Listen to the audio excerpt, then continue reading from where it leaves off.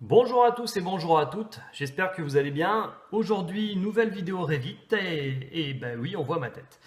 Je me suis dit que ça serait peut-être plus intéressant lors des phases où je ne suis pas sur le PC de discuter directement avec vous. Ça serait un petit peu plus humain au niveau des explications. Donc, ceci étant dit, la dernière fois j'ai dit que je ne ferai sûrement plus de vidéos sur la maison que j'ai dessinée sous Revit. Ça sera un mensonge. Finalement, il y aura d'autres vidéos parce que en discutant avec vous, notamment sur Facebook, il y en a qui m'amènent des fois des problèmes ou des idées qui sont intéressantes. Du coup, je vais continuer à l'enrichir, suivant par contre les différentes idées. Voilà. Aujourd'hui, je vais respecter ma parole par rapport à une abonnée qui m'avait demandé de faire une vidéo sur les gabarits. Et donc, on va s'amuser à ça. Et tout de suite.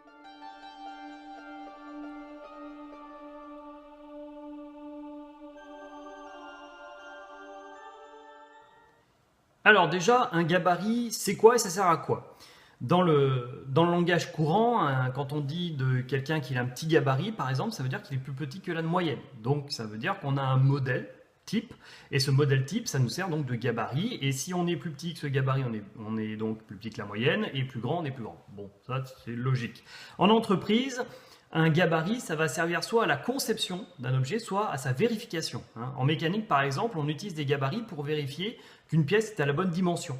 On a deux gabarits, si la pièce rentre dans l'un et pas dans l'autre, ça veut dire qu'elle est bien dans la tolérance dimensionnelle de la pièce.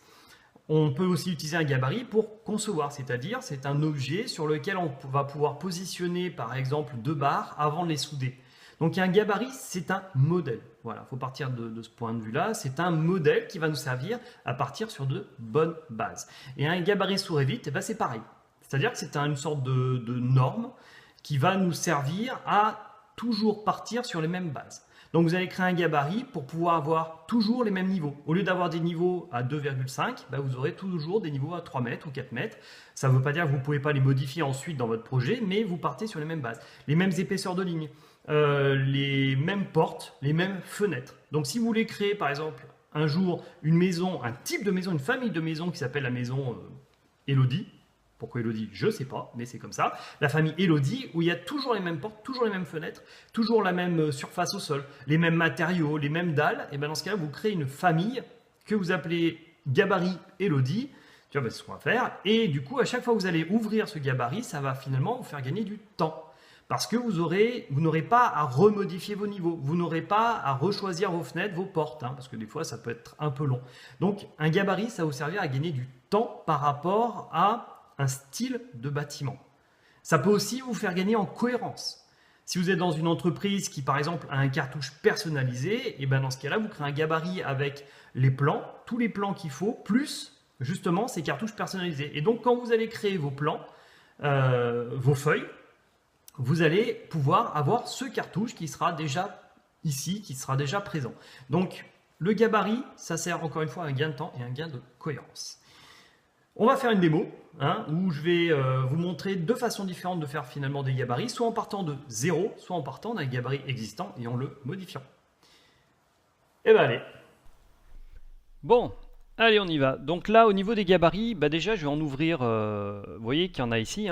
On va déjà en ouvrir deux pour voir un petit peu les différences qu'il y a dedans. Donc ça c'est le gabarit architectural que j'ai ouvert, si je ne dis pas de bêtises.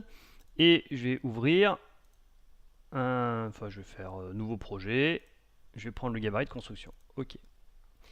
Voilà. Donc déjà, si on regarde un petit peu tout ce qu'il y a, on voit que là, dans le gabarit de construction, j'ai des plans d'étage différents, j'ai des plans de plafond différents, j'ai au niveau des niveaux, vous voyez, j'ai des niveaux de différentes hauteurs, et j'ai des nomenclatures, j'en ai 30, quoi. D'accord. Donc vous voyez que au niveau du gabarit de construction, j'ai beaucoup de choses. Maintenant, je ferme ça, et au niveau du gabarit d'architecture, on voit que j'ai pas les mêmes niveaux, j'ai pas les mêmes élévations, 0, 3, 6 mètres, et j'ai pas les mêmes nomenclatures. Voilà. Donc vraiment, on a des choses différentes. On a des choses assez différentes de l'un à l'autre. D'accord ? C'est ça l'intérêt du gabarit. C'est quand je l'ouvre, j'ai les éléments que j'ai envie de voir, et pas d'autres éléments. Je vais fermer tout ça, et on va créer un nouveau. Donc nouveau, là je mets aucun, et je mets gabarit de projet. Ok. Déjà, il me demande est-ce que je suis anglo-saxon ou en métrique. Bon, on va rester en métrique. Hein. Voilà. Et qu'est-ce que j'ai à l'intérieur? J'ai absolument rien du tout. Enfin, si, j'ai un niveau. Il est gentil, il m'a donné un niveau. Mais sinon, je n'ai strictement rien d'autre. Donc ça veut dire qu'il faut que je crée mes élévations, il faut que je crée tous mes différents niveaux, il faut que j'aille m'amuser donc dans mes différentes vues, hein, des vues en plan, des élévations, des nomenclatures. Il faut que je crée des zones de définition, il faut que je crée tout de A à Z, et ça peut être très long. Voilà. Donc si vous voulez vraiment créer votre gabarit de zéro, ah bah vous pouvez. Par contre, ça va vous prendre du temps. Hein, donc il faut vraiment réfléchir à ça. Parce que dans un gabarit, on peut modifier les cartouches, tous les éléments, les portes, les fenêtres, si je veux en mettre. Hein, par exemple, porte. Voilà, je n'ai rien de chargé, il faut que j'en charge une, et c'est porte par porte. Hein. Je peux changer mes annotations, je peux changer mes murs, mes matériaux, mes toits, toutes mes vues, mes nomenclatures, mes feuilles, mes coupes. Je peux créer des filtres si j'ai envie, et je peux même modifier jusqu'à mes lignes. Hein. Donc les lignes, c'est dans Gérer, paramètres supplémentaires, par exemple l'épaisseur de mes lignes. Je peux modifier mes épaisseurs de lignes. Donc créer un gabarit de 0, ça peut être très long.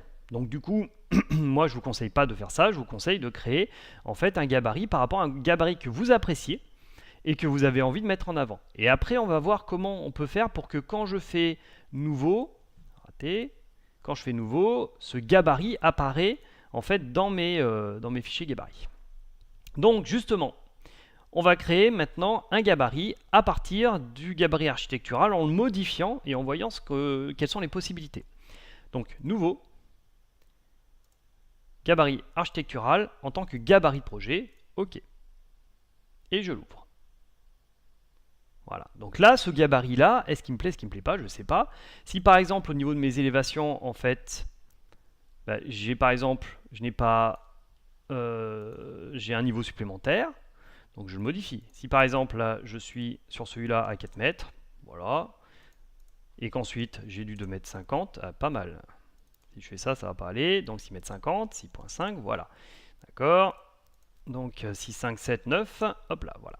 D'accord, je crée tout ça, je vais dans vue, je crée ma vue en plan, plan d'étage par rapport à mon niveau 3, voilà.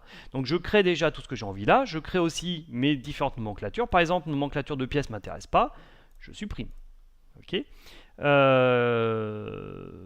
Voilà, donc vous pouvez modifier tout ce que vous voulez. Ah oui, si aussi au niveau de l'architecture, par exemple les portes de base, c'est celle-là. Hein. Vous voyez que dans ce gabarit, on a ces portes-là, mais moi je peux modifier le type et venir charger la porte que j'ai envie de venir charger. Je vais assez vite, hein, mais enfin c'est des choses que normalement on a déjà vues. Ok, d'accord, je peux même la modifier. Je peux mettre du 2 mètres si j'ai envie, la modifier et il va la sauvegarder en tant que telle. Et je peux même aller jusqu'à créer, pourquoi pas, une base. Imaginons que j'ai une maison, que je demande à mes élèves, pourquoi pas, de créer un bâtiment par rapport à un sol qui est prédéterminé, d'accord, par rapport, par exemple, à un sol en béton. Vous voyez que là, il y a déjà un béton 160 mm. Tiens, je vais prendre celui-là, je vais le modifier, je vais le dupliquer, je vais créer un 160, je vais créer un 260, 260, ok, modifier là, donc ça va être du 310, ok, ok, voilà. Et du coup, je veux créer ce sol-là, et mes élèves vont devoir créer un bâtiment avec un sol qui a une surface un petit peu particulière, 10 mètres, 8 mètres, 4 mètres, 5 mètres, et puis je vais venir reboucler là, voilà.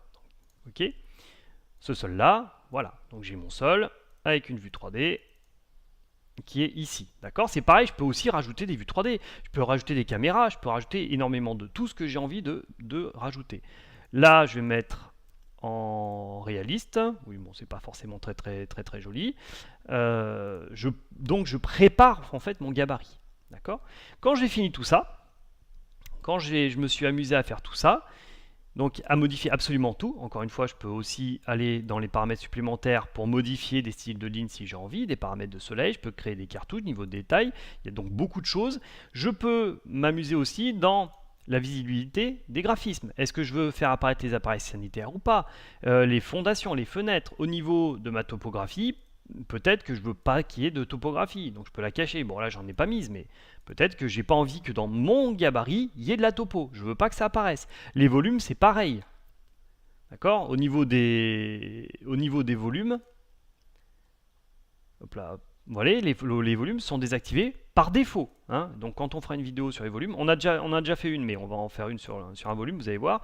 Les volumes sont décochés par défaut, mais peut-être que moi je veux qu'ils apparaissent si jamais j'en crée. D'accord? Quand j'ai fini tout ça, j'enregistre sous gabarit. Vous voyez que j'ai pas le choix. Hein. J'ai créé un gabarit, et je vais mettre ça dans le projet de Revit 2016, pourquoi pas, je vais appeler ça gabarit test. Ok, enregistré. D'accord? Maintenant, je vais fermer tout ça. Et donc, là, je vois, bon, il apparaît pas ici. Si je fais nouveau, je n'ai pas mon gabarit qui apparaît ici. Donc, je peux faire parcourir. Et je vais aller chercher mon gabarit. Donc ça, c'est pas forcément le plus facile. Nouveau, STI2D, AC, logiciel, Revit, mise à jour. Donc c'est dans le projet Revit 2016. Gabarit, il est là, d'accord? Je l'ouvre en tant que projet, je fais OK. Et voilà. Donc si je regarde dans mes portes, eh ben on voit que j'ai bien ma bonne porte. Si je regarde dans mes élévations, elles sont bien là. D'accord? On voit bien ma dalle d'ailleurs qui est en dessous là, on la voit ici, qu'on voit en 3D. Donc on a bien sauvegardé tout ça. Maintenant, c'est vrai que quand je vais aller chercher mon gabarit, si à chaque fois il faut que j'aille le chercher, ça peut être long. Donc une petite astuce pour pouvoir le placer ce gabarit dans les premiers. On vient dans Revit, on va dans Options, et on voit Emplacement fichier. D'accord? Et on voit les gabarits. Donc si je fais plus, je prends gabarit test. D'accord? Il apparaît là. OK. Je ferme tout ça. Je ferme. Et on voit qu'il apparaît ici. D'accord? Donc c'est intéressant ça. Hein, donc encore une fois, hein, c'est dans le menu Options, Emplacement de fichier, et vous le rajoutez. Vous pouvez en enlever aussi. Hein, vous voyez. Et vous le rajoutez ici. Donc ça vous permet d'avoir accès à votre gabarit test tout de suite. Il est ici. D'ailleurs, je vais le refermer. Et si je fais hop là, nouveau, on a le gabarit test qui est là, d'accord, en tant que projet. Ça veut dire aussi qu'en allant à l'extrême, je peux sauvegarder absolument n'importe quoi en format gabarit. Donc par exemple, j'ouvre mon projet Revit 2016, le voilà, je me remets sur la vue 3D, ok. Donc avec tout ce que j'ai fait, eh ben, je peux enregistrer sous gabarit, et donc je peux créer mon gabarit, Revit 2016, enregistré. Vous voyez, hein, il faut le temps de l'enregistrement par contre parce qu'il sauvegarde en tant que gabarit. Donc je peux sauvegarder absolument tout et n'importe quoi en format gabarit. Là, je ferme. Et donc si je fais nouveau, je ne l'ai pas mis dans mes options. Donc options, emplacement de fichier, plus gabarit Revit 2016. OK. D'accord? Donc nouveau, gabarit Revit 2016. Donc en fait, ma maison avec mes arbres, tout, ça peut être considéré comme un gabarit. Donc il faut quand même faire attention un petit peu à ce qu'on fait. Hein. D'accord? Mais en tout cas, un gabarit, d'ailleurs je vais supprimer maintenant, un gabarit, ça doit vous faire gagner encore une fois du temps. Je crois que j'ai déjà dit 10 fois, mais une fois de plus, c'est bien. Et par contre, gabarit 2016, je le veux plus, je clique sur moins. Gabarit test, je le veux plus, je clique sur moins. OK. D'accord? Donc vous voyez qu'il n'y a que ces gabarits-là qui apparaissent. Donc encore une fois, les gabarits, vous pouvez aller très très très loin. Là, l'idée, c'est pas que je modifie tous les gabarits les uns après les autres, hein, parce que là, ça va être long.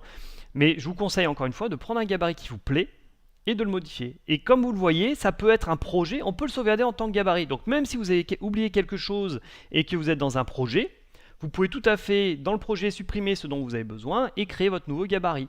Ou modifier ce gabarit-là aussi. Hein. D'accord? Voilà. Donc, encore une fois, deux façons de faire. Hein. Deux façons de faire. Soit je le crée de A à Z, soit je prends un gabarit qui me plaît et je le modifie par rapport à ce que je veux. D'accord?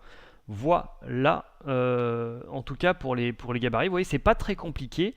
Et ça doit vous servir uniquement si vous avez plusieurs fois, des maisons, par exemple, qui ont les mêmes fenêtres, les mêmes portes, les mêmes niveaux. Il faut que ça vous serve plusieurs fois ce gabarit, pas qu'une seule fois, sinon ça n'a pas d'intérêt.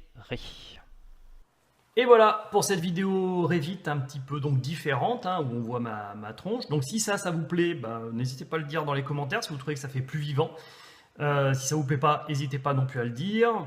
Allez voir sur Facebook si vous voulez des fois je mets quelques nouvelles à droite à gauche.